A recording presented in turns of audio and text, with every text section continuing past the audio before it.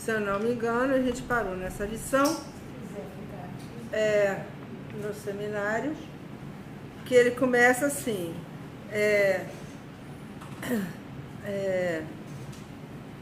hoje, para esta sessão de retomada, não é isso? Qual é a lição? É 2 de maio? Sim. 2 de maio de 62, 18. Lição de Eu não tenho número de lição. Ah, não, é porque o hoje está depois. Pode começar. Ainda bem.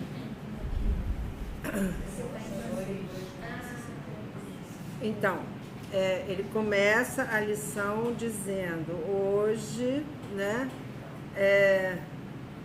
nessa lição de retomada, olha só, não coincidiu a nossa retomada do seminário com a retomada do seminário em 1962, que dia 2 de maio, então é o retorno das férias, né? Das férias de Páscoa, provavelmente, que eles têm lá na França, e que houve, então, provavelmente um gap entre a última lição e esta aqui. E aí ele diz, né, hoje, para essa sessão de retomada, no momento que é uma corrida de 2 meses para que nós temos diante de nós para terminar de tratar esse assunto difícil. Então, ele próprio reconhece que o tema no qual ele se engajou nesse seminário sobre as identificações é um assunto difícil, né, em particular, a partir de todos os desenvolvimentos que nós já vimos até aqui, da questão da topologia, né, que ele já introduziu. Então, nós vimos no ano passado, como alguém lembrou, eu acho que foi na primeira aula do curso de extensão que nós tivemos esta semana, que foi uma aula inaugural do curso de extensão que eu dei com Glória Sadala, em que alguém lembrou que, acho que foi a própria Glória, se eu não me engano, um dito da Marianita, que em psicanálise a gente sempre pega o bonde andando. Então, a gente vai pegar o bonde andando também, mesmo nós que estamos andando com o bonde desse seminário desde o início, né? E aí é interessante que a proposta dessa sessão de hoje, né, que ele está começando então no dia 2 de maio, é de a Pierrat Olagnier ler um texto dela. Eu não sei se ele ainda estava de férias no dia 2 de maio e resolveu convidar a Pierrat, mas parece que não.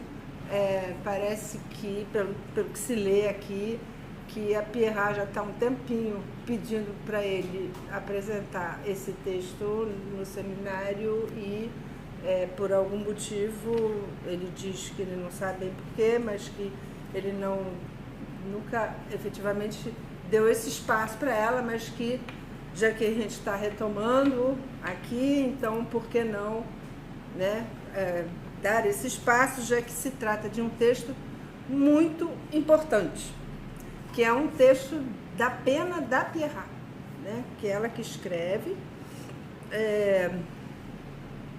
que ele diz ter lido na véspera, ou seja, né, talvez ele tenha debatido com a Pierrat uma ou outra coisa do texto, e aí, enfim, no final da lição, é uma lição bastante longa, tem um debate, no final da lição, ele vai fazer alguns comentários sobre essa apresentação da Pierrat.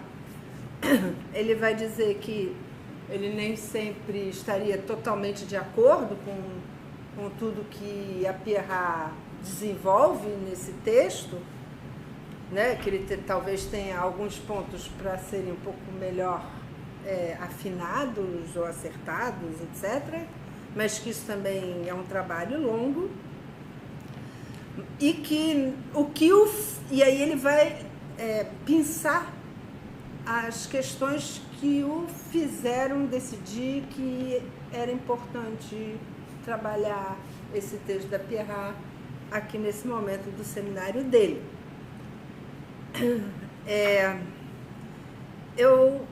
Eu acho assim que seria bem interessante se alguém se dispusesse a ler toda essa lição e trazer algumas questões da próxima vez, na semana que vem, do que pôde colher dessa lição.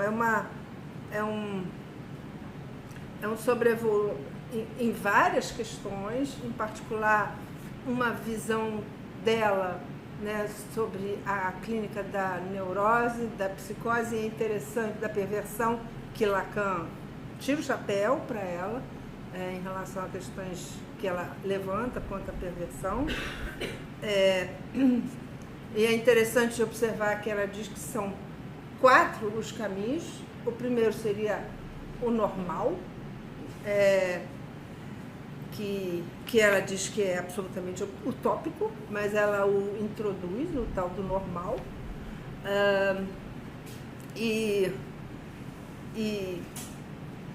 E algumas outras observações que, eventualmente, se alguém, né, tiver interesse para nos trazer para a próxima vez o que pôde pensar para além daquilo que a gente vai discutir hoje, eu acho que, de repente, vale a pena.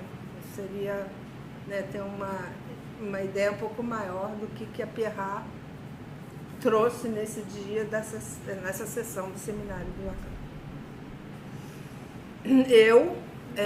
Particularmente, eu vou retomar com vocês aquilo a que Lacan, na realidade, chama atenção nas observações dele dentro do discurso da Pierrat, porque eu acho que é uma lição para a qual a gente não precisa dar tanta atenção como a gente vem dando a cada lição desse seminário, de ler e tem linha por linha, né, porque a gente tem aí, o Lacan diz que a corrida de 2 meses até terminar de tratar esse assunto difícil, nós temos, eu acho, 3 meses, né?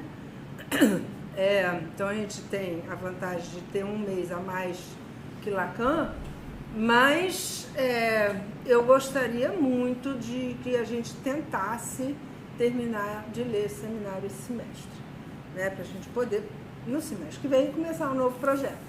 A gente já está nesse seminário 2 anos, alguma coisa assim. Em agosto de 2016, não é?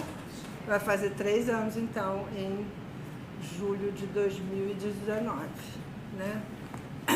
Já estamos 2 anos e meio trabalhando esse seminário, que é de uma riqueza incrível e tem, né, observações incríveis, fantásticas, em particular toda a questão da leitura de Lacan sobre o nascimento da escrita, né, da própria da transformação que se deu para, né, mostrar que a fala é primeira em relação à escrita e tudo isso, né, e evidentemente a importância do par S1, S2 e da relação disso com a demanda e o desejo, né, que é, na realidade, né, uma das questões a que Lacan chama atenção na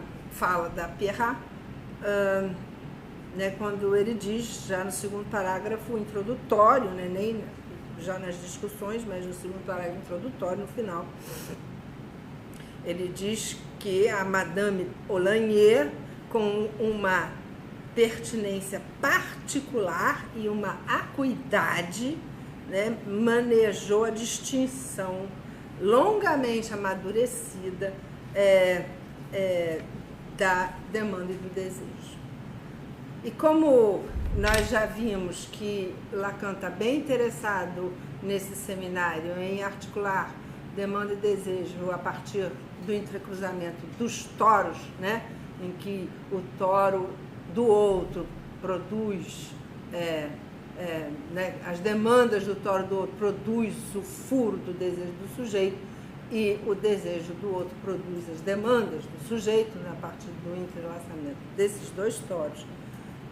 É importante ressaltar, então, essa questão. O título do texto da Pierrat é Angústia e Identificação. E ela vai dizer que a identificação tem muito que ver com angústia. E aí vamos ver como é que ela explica essa interseção entre esses dois assuntos, né? E ela começa dizendo que, né, perguntando se haveria possibilidade de se definir diferentes tipos de angústia, né? Se haveria um tipo de angústia psicótica que seria distinta, então, de outra angústia, né? Se haveria uma angústia normal, etc., né? E que se haveria então essas distinções, ou o que exatamente distinguiria, caracterizaria a angústia. E logo no começo, né, ela diz, no primeiro parágrafo, não sei se para vocês é dentro do primeiro parágrafo, ela diz que a angústia, quer ela apareça no sujeito dito normal, no neurótico ou no psicótico, me parece responder a uma situação específica e idêntica do eu. E está aí o que me parece ser um de seus traços característicos. A gente poderia, logo de sair daqui, associar o que Freud vai dizer em 1926 sobre a angústia, quando ele diz que, na realidade, a angústia é um sinal do eu, né, diante do perigo. Que é assim que Freud vai definir a angústia em 1926, né? Ela vai retomar essa assertiva freudiana mais adiante, né, como alguma coisa a que Lacan já teria um pouco, né, sobre a qual Lacan já teria feito algumas discussões. Vamos ver se a gente consegue chegar lá. De todo modo, é patente que aqui, para ela, né, ela já introduz a questão entre angústia, né, e identificação. Ela introduz a questão dizendo que a angústia teria que ver com alguma questão de uma situação específica idêntica do eu. Não sei se está exatamente essa tradução. 276. Me parece responder a uma situação específica e idêntica do eu, e está mesmo aí o que me parece ser um dos seus traços característicos. Pronto, né? Aí no início, então, o segundo parágrafo, a partir da exposição dela. Começa a exposição da... Então, aí ela pergunta, né, logo pulando um parágrafo depois, no parágrafo seguinte, ela pergunta o que poderia significar reconhecer a angústia, e aí ela diz que não dá para nomear a angústia.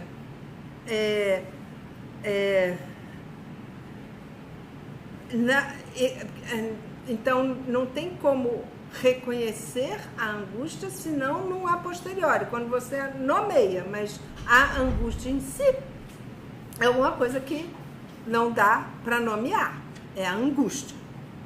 E aí você já começa a ver, e aí que é tão interessante, como em outras passagens que nós já vimos nesse seminário, em que nós vemos se construir nesse seminário sobre a identificação o leito para o seminário 10, né? A gente já viu isso no semestre passado, em alguns momentos desse seminário, e aqui então a gente começa a ver se construir. É muito interessante a gente seguir Pierrat aqui, porque essa apresentação certamente foi de alguma ajuda para Lacan a formalizar a questão da angústia no ano seguinte, né? Então, ela diz, né,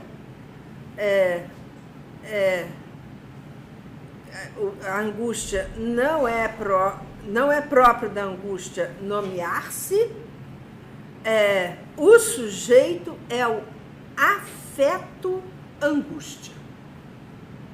Na angústia, o sujeito é o afeto angústia.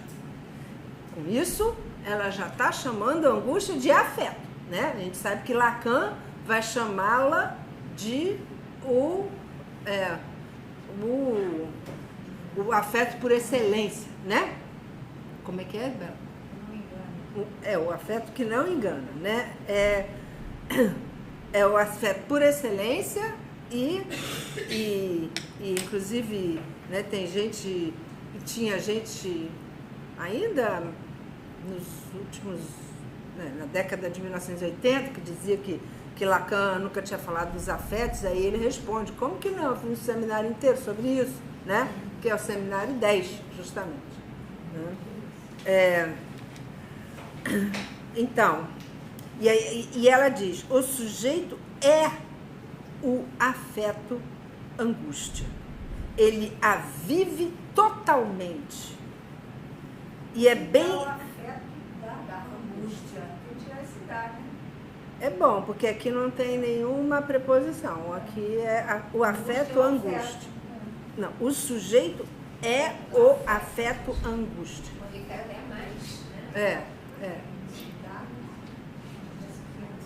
Ele a vive totalmente e é exatamente essa impregnação, essa captura de seu eu, que aí se dissolve e que lhe impede a mediação pela fala. Ou seja, não dá para nomear a angústia, porque no momento da angústia, o sujeito é esse afeto. E então, essa impregnação captura o eu de tal maneira que não tem mediação de fala que dê conta do recado. Só uma pequena ressalva, né? Esse eu que ele chama aqui no seminário, ele não, ela, que ela chama aqui no seminário moi, né? É interessante a gente tentar, se alguém tiver interesse, fazer um estudo etiológico desse termo aqui, né? Em Pierrat, talvez, pegando outros textos da própria Pierrat, né? O que ela está chamando aqui de moi. Eu não sei como está escrito no texto de vocês, se é eu. Porque é baseado na leitura de Freud, em que né, a tradução que é feita na segunda tópica e que é, portanto, aquela a que Freud recorre em 1926, Inibição e Sintoma e Angústia, ele é eu, isso, super eu, né? Mas essa é a leitura de Lacan, porque por exemplo, na leitura de Strachey é ego, id e superego, né? Então, esse moi aqui, ele é interessante de a gente estudar um pouco o que esse moi está fazendo aqui, porque, efetivamente, em Freud, o texto fala ich, né? Que em inúmeros momentos da obra de Freud é sujeito, o ich é o sujeito.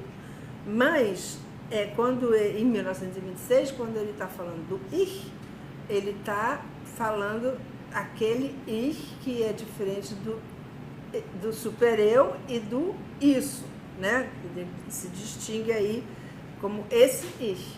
Então, é esse moi, né, que se dissolve.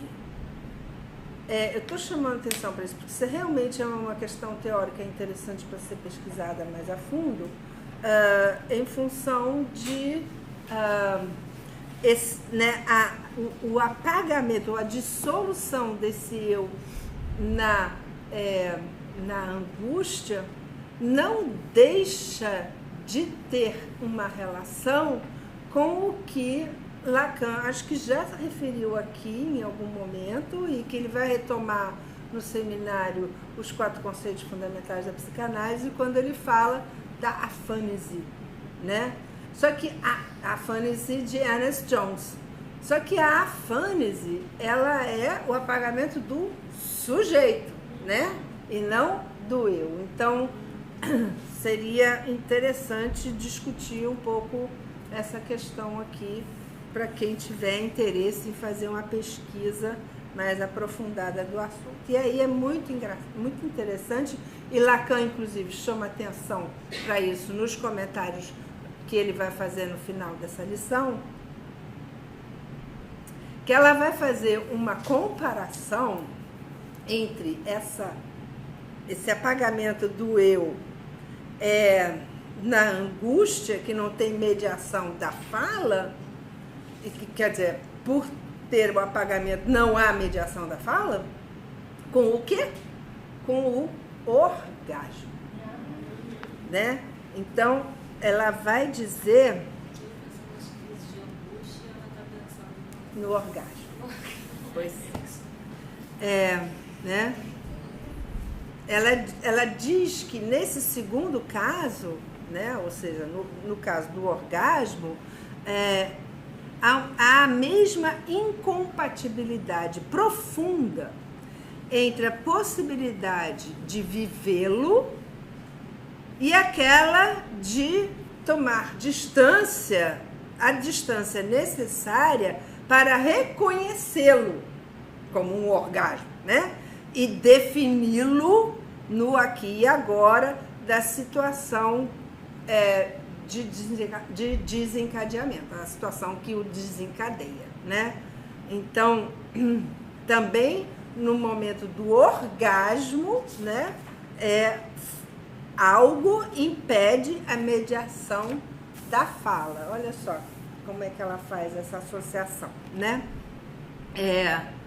Dizer que se está angustiado indica em si já ter podido tomar uma certa distância em relação ao que foi vivido afetivamente, né? E isso mostra que o eu já adquiriu um certo controle, dominação, né? E objetividade em relação ao afeto sobre o qual, a partir do qual se pode duvidar que agora ele ainda mereça o nome de angústia, porque o eu já tomou uma distância desse estado em que estava no momento em que vivia a angústia, né? E aí ela diz assim, né? E aí ela diz assim: a partir do momento em que o homem coloca em palavras, os seus afetos, ele justamente está fazendo outra coisa. E ele o faz pela via da fala, né? Ele faz um meio de comunicação e os faz entrar no domínio da relação e da intencionalidade. Ele transforma em comunicável aquilo o que foi vivido no nível do corpo. E que, como tal, em última análise, fica de alguma forma uma coisa que é da ordem do não verbal. Nós estamos lendo Pierre Rolanier, tá, gente? Isso sempre é muito importante a gente lembrar, tá? Eu tenho certa dificuldade de pensar que Lacan chamaria isso da ordem do pré-verbal, tanto que ele vai dizer mais adiante nos seus comentários. Do não verbal, ordem do não verbal, aí seria a ordem do pré-verbal. Ou do pré-verbal, do pré-verbal. Aqui é da ordem do não verbal. Né, quando Lacan vai começar a tecer os comentários dele, uma das primeiras coisas que ele vai dizer deixa eu ver se eu acho isso rapidinho, né? Que é, não sei se você tem a discussão, na discussão, depois que a Pierrat termina, tem o Lacan falando, depois tem um tal de Monsieur Audouard, depois tem um tal de Monsieur Vergote, certo?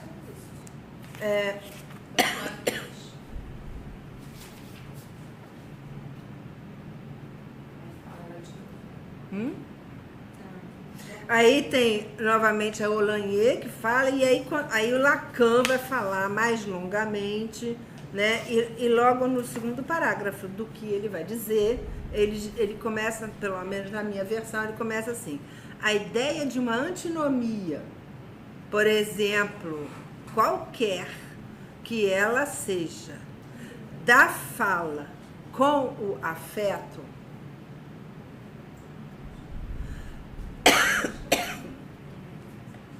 não acharam? Tá lá no meio da página. A ideia de página. Então, a ideia de uma antinomia, por exemplo, qualquer que ela seja, da fala com o afeto, mesmo ela sendo da ordem de uma experiência empiricamente verificada, não é, no entanto, alguma coisa sobre a qual nós possamos articular uma dialética. Se é verdade que eu tento fazer diante de vocês, se aquilo que eu tento fazer diante de vocês tem um valor. Quer dizer, lhes permitir desenvolver, tão longe quanto possível, todas as consequências do efeito de que o homem seja um animal condenado a habitar a linguagem. De forma que não podemos, de forma alguma, pensar o afeto, que qualquer que seja, sem dar nós não podemos pensar o afeto de nenhuma maneira como uma primaridade, né? Nenhum afeto significativo, nenhum daqueles nós temos a ver da angústia, a cólera e todos os outros não pode nem mesmo começar de ser compreendido senão em referência à relação ao significante que é primeiro, né? Então, essa passagem, né, que ela fala, que ela diz que haveria, então, na angústia, nesse não comunicável, na angústia, no orgasmo, alguma coisa que na análise fica como da ordem do não verbal, pelo menos na minha versão, pode ser pré-verbal também, dá na mesma, né? Já é alguma coisa que Lacan vai discutir, colocar em questão na observação que ele vai fazer no final, mas que nem por isso ele deixa de retomar a importância de uma série de observações que a Pierrat faz, né? Em particular, essa diferença entre afeto e o que pode ser dito. Então, aqui, né, Lacan já assina embaixo dessa ideia de que na angústia há algo que se externaliza e que não pode ser dito. A justificativa dada por Pierrat é porque o moi é dissolvido, né, no momento em que há um afeto de angústia, mas pela justificativa que for, é verdade que, né, a angústia ela mesma pode ser tão pouco dita no momento da angústia quanto pode ser pouco dito o orgasmo no momento do orgasmo, né?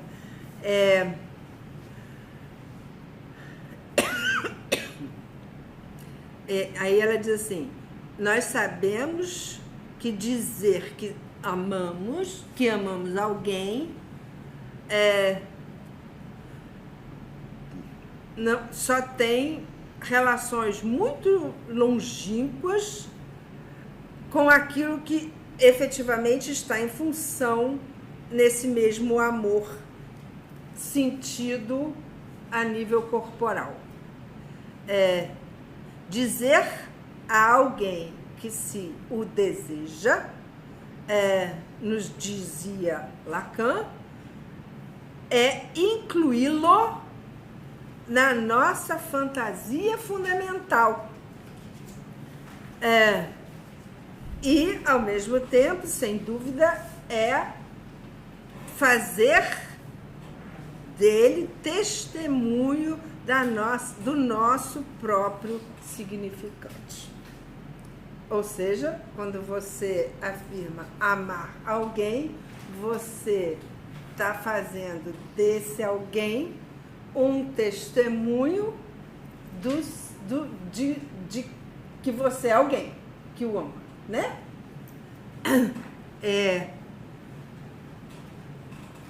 O que quer que seja que possamos dizer quanto a isso, tudo é feito para nos mostrar a distância existente entre o afeto, enquanto emoção corporal interiorizada, enquanto alguma coisa que tira sua fonte, a mais profunda, daquilo que, por definição, não pode se expressar em palavras, e aquilo que, então,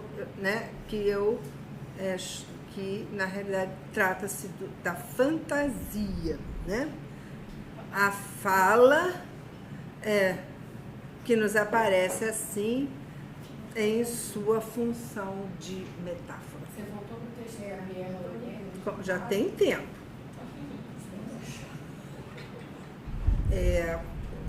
Como é que...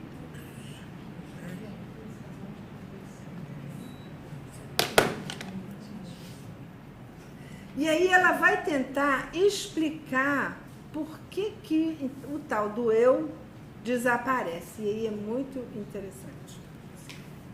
Ela vai dizer assim: se a fala é a chave mágica e indispensável que só ela pode permitir entrar no mundo da simbolização,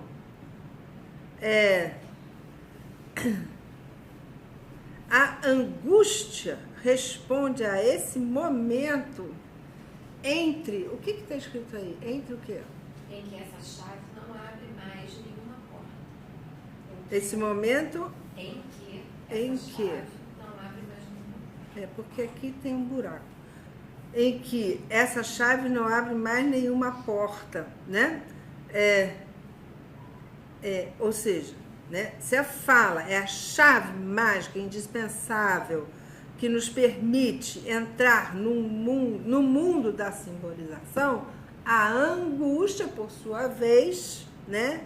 É a chave que não abre porta alguma, na qual o eu tem que se confrontar com aquilo que está atrás ou na frente de toda a simbolização, onde o que aparece é o que não tem essa... Não tem nome, essa figura misteriosa, esse lugar do qual surge um desejo que a gente não pode mais apreender. Onde se produz para o sujeito um apagamento, né? Não sei como é que foi traduzido aí. Telescopagem até. Pois é. A telescopagem é uma expressão, acho que francesa, que diz, né, que uma coisa se sobrepõe, né?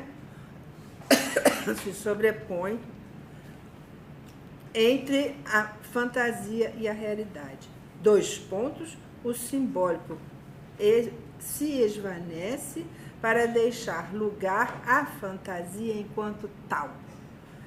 O eu aí se dissolve e é essa dissolução que chamamos angústia.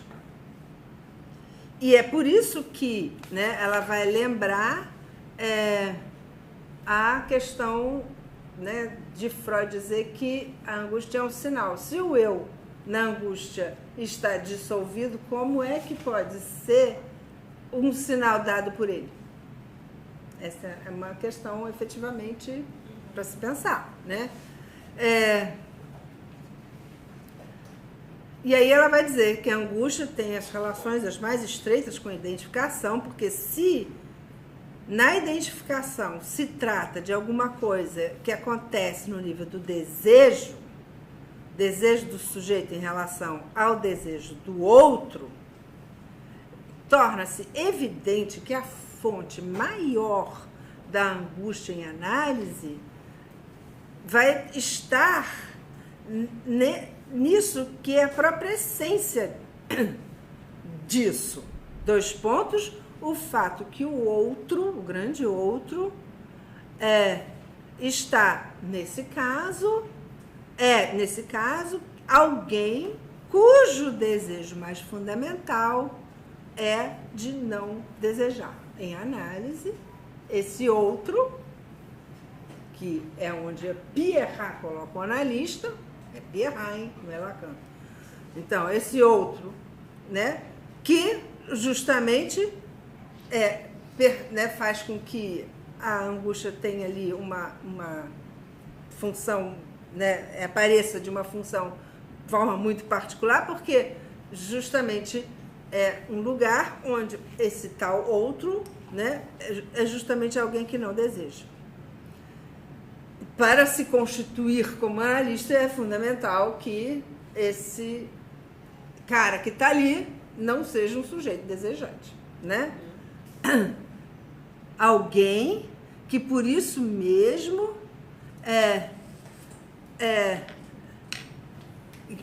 por isso mesmo permite todas as projeções possíveis, né? Ou seja, né, o sujeito pode projetar nesse analista o que quiser, porque o analista mesmo não é um sujeito desejante, né?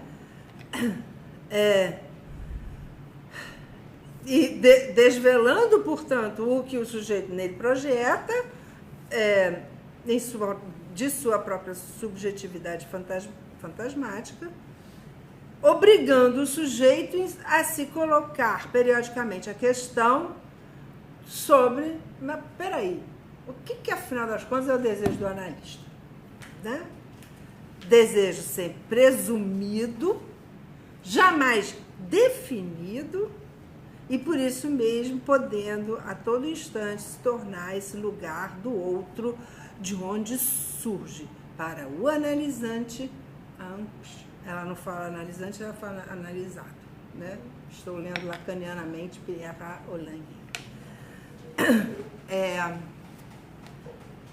justamente por não haver desejo desse outro, é possível até, né, o sujeito se angustiar frente a tudo isso que ele projeta nesse analista, né?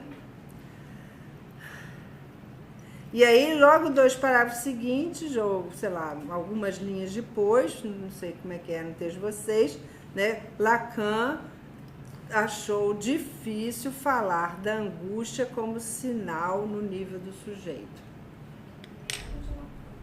Tem sim. Um parágrafo depois. Começa o parágrafo seguinte, aí vem o outro parágrafo no final.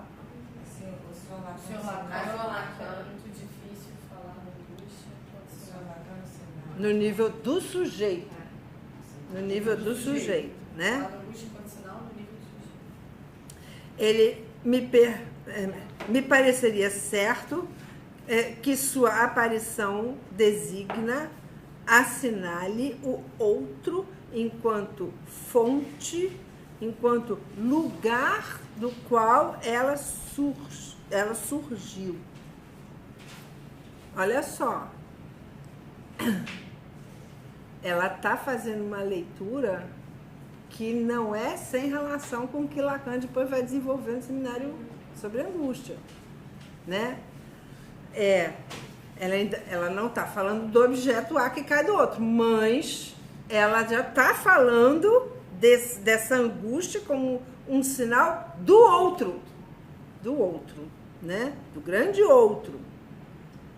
E talvez não seja inútil lembrar, a esse propósito, que não existe afeto que nós suportemos tão mal no outro do que a angústia. Ou seja, que a angústia é o afeto no outro que cada um de nós suporta menos. Não há afeto ao qual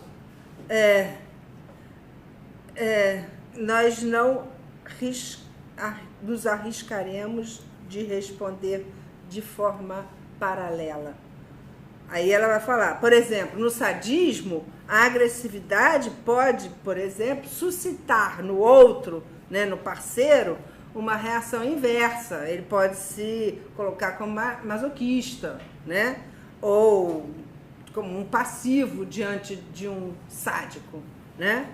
Mas a angústia só pode provocar no parceiro, no outro, a fuga ou a angústia. Há aqui uma reciprocidade de resposta que não é sem colocar uma questão. E aí,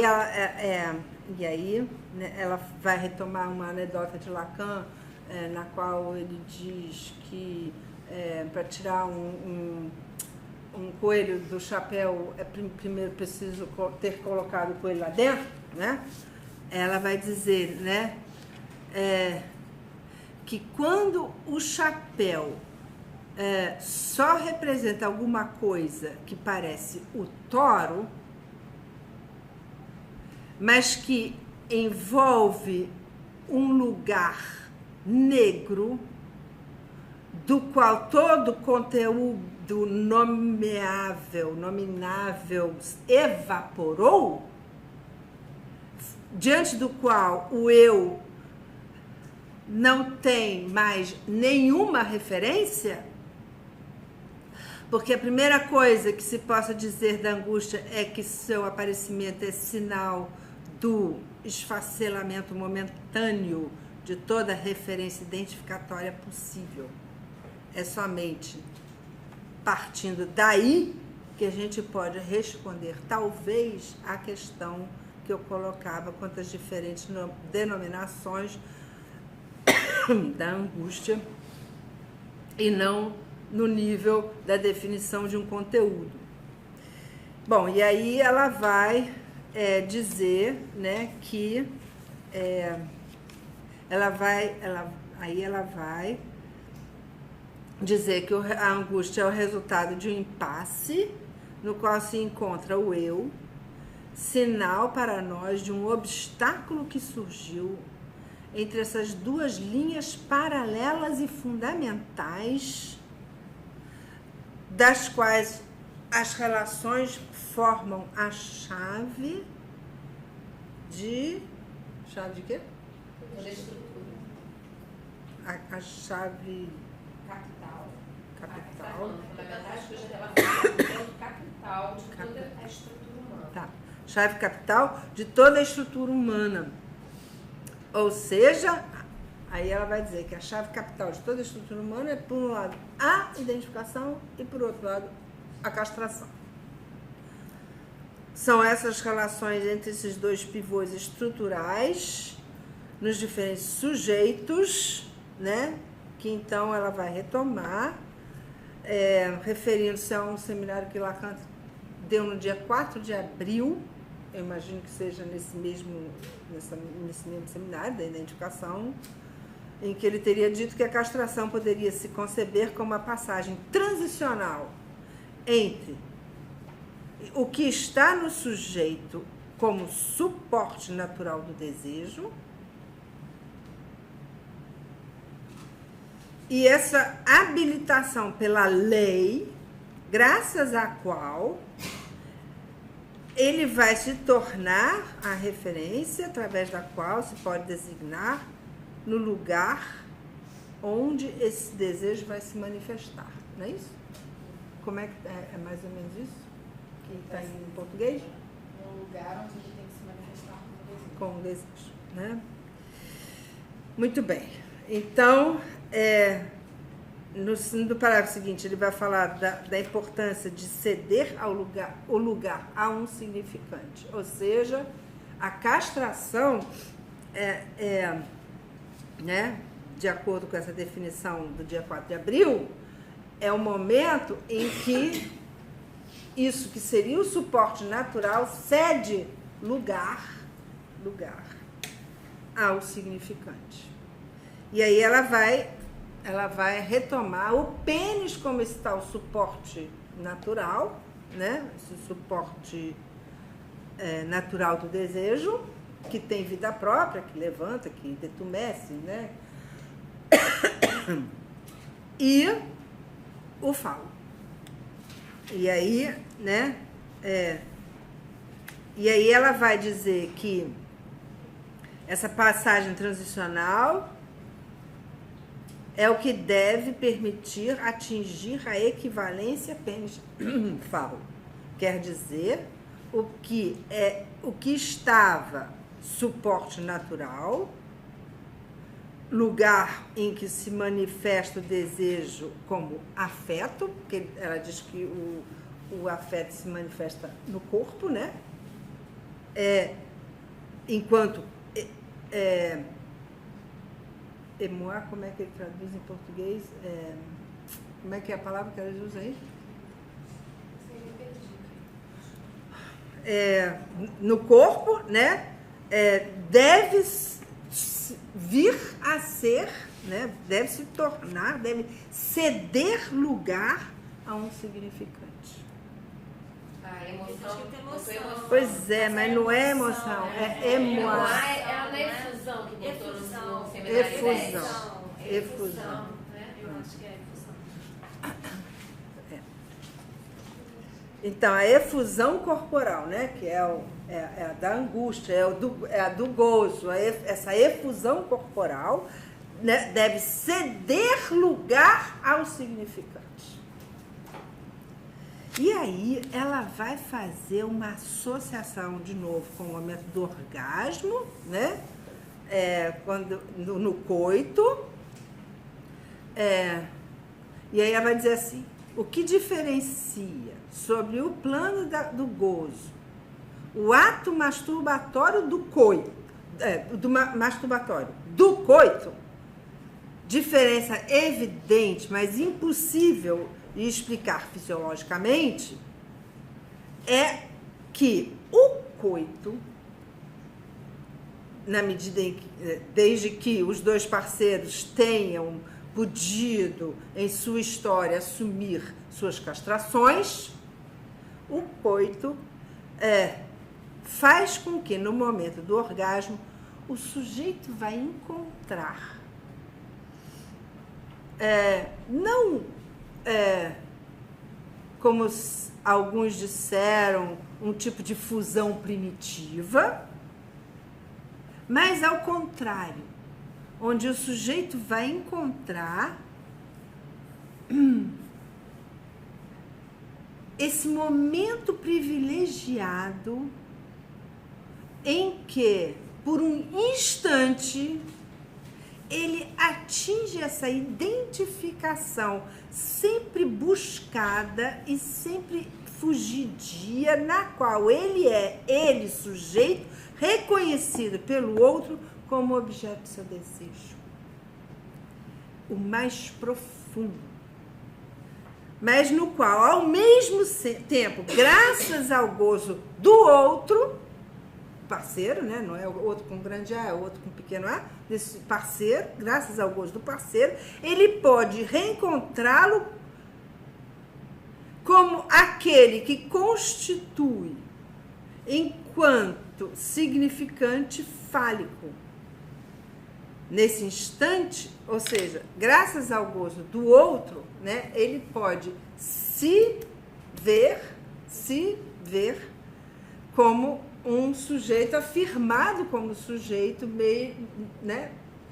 Como a gente tinha acabado de falar sobre o amor, né? Quando se diz que se ama, isso nomeia também a posição de quem está dizendo como um significante. Então, também assim como, né? Como essa posição de significante ali, significante fálico, que faz afirmar, né, ao mesmo tempo que se é esse objeto, ou seja, da castração, né, do objeto que é do outro, ao mesmo tempo se afirma como moi, a gente pode dizer como eu, né? Nesse instante único, diz ela, demanda e desejo podem, por um instante fugidio, coincidir. E é isso que dá ao eu esse o quê? Desabrochamento identificatório, do qual ele extrai sua fonte, o gozo.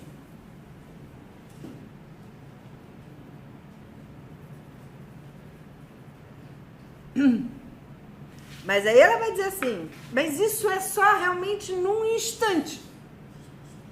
Porque o gozo é, por definição, alguma coisa de instantânea. É isso que faz com que, logo em seguida, se restabelece a distância entre desejo e demanda. E a insatisfação, que é também referência da perenidade da demanda. Então, é só num átimo que isso acontece, né? Mas se há simulacros da angústia, há bem mais simulacros do gozo. Pois, quanto ao que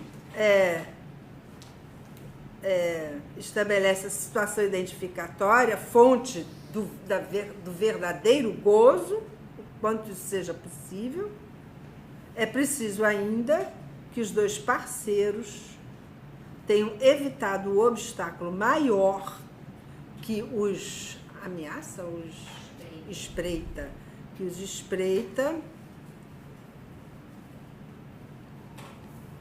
e que é que para um deles ou para os dois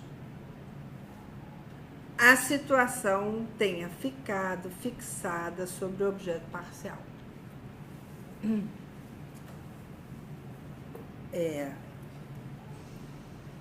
E aí ela vai falar, né, que para que, como ela havia dito no início, esse coito seja, então, esse momento em que o orgasmo pode reencontrar o momento em que o objeto e a afirmação do sujeito num átimo coincidam, né? É preciso que ambos os parceiros reconheçam a castração, né?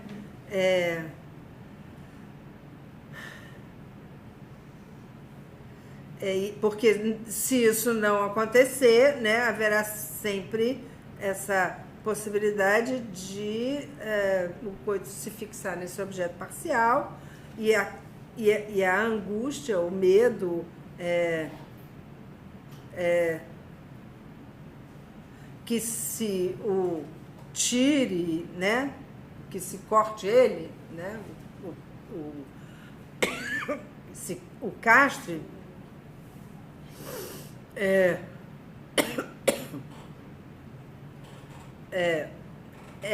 na realidade, o maior medo não é que se o corte o pênis, mas que se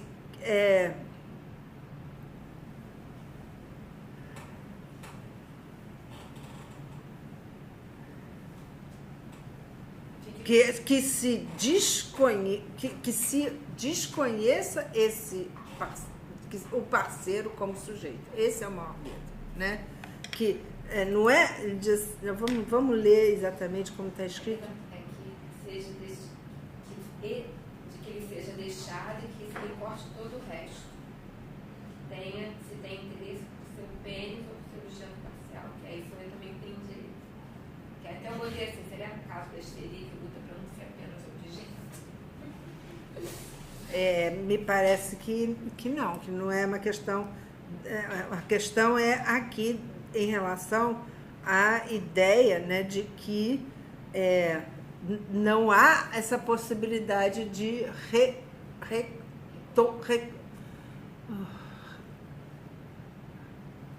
reafirmação do sujeito no coito, que a coisa fique só em torno desse objeto parcial, que seria, então, o sujeito só como objeto e não como um sujeito. E aí,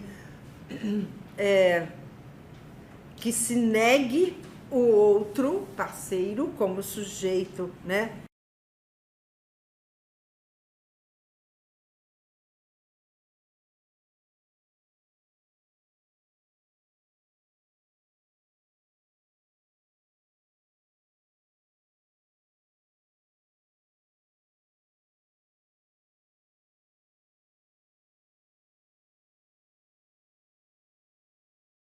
Que se o desconheça como sujeito. Essa é no verdadeiro gozo, o obstáculo maior que espreita os dois ou um deles. É por isso que a angústia tem só...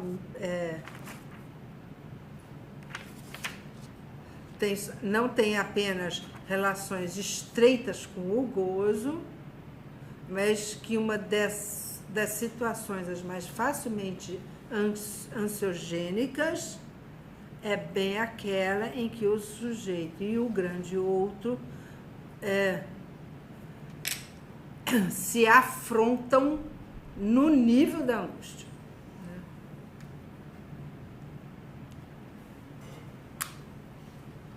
Ela vai dizer que a relação entre sujeito e esse objeto parcial é uma relação do sujeito com seu próprio corpo.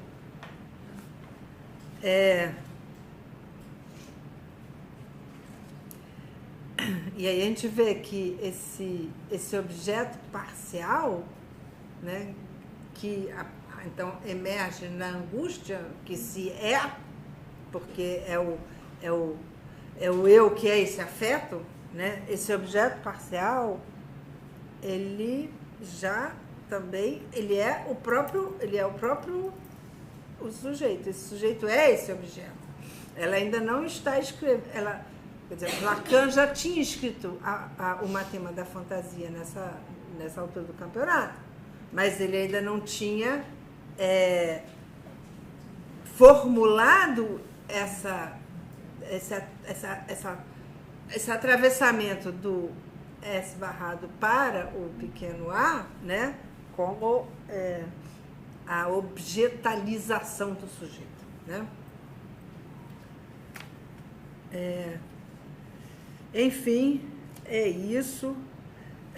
Alguém estaria disposto a preparar o resto dessa apresentação para lição seguinte, para que a gente daqui a 15 dias já possa entrar na lição 19? Eu,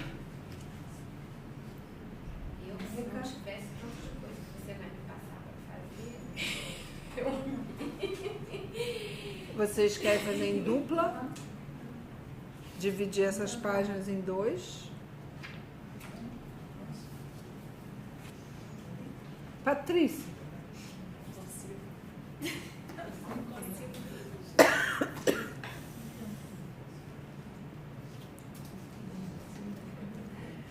Bom, enfim, eu estou disponibilizando a gente discutir mais esse texto da Pierrat, mas se não tem efetivamente ninguém, eu chamo a atenção para o fato de que Lacan valoriza muito o trabalho que ela faz no... Tá, tem uma semana, né? Não, eu vou ler. Eu garanto que eu vou também. ler antes. Eu acho que a gente pode E posso botar um tentar pontinho ler, agora, assim, fazer exatamente. uma leitura, para olhar, calma, São atenção. 15 páginas. Então, a gente pode dividir, você fica com as 7 primeiras e você fica com as 7 segundas, para trazer duas questões sobre, né? Eu acho que, evidentemente, a parte mais importante aqui são as considerações de Lacan sobre o que ela diz. Não que o que ela diz não seja importante, mas é importante para a gente no nosso seminário, né? Ele vai retomar, em particular, a questão do desejo do outro em relação ao sujeito, né? Né? Da angústia frente ao desejo do outro, que foi o tema sobre o qual ele havia parado na lição última, antes das nossas férias, né? E aí, daqui a 15 dias, aconteça o que acontecer, a gente vai entrar na lição do dia 9 de maio.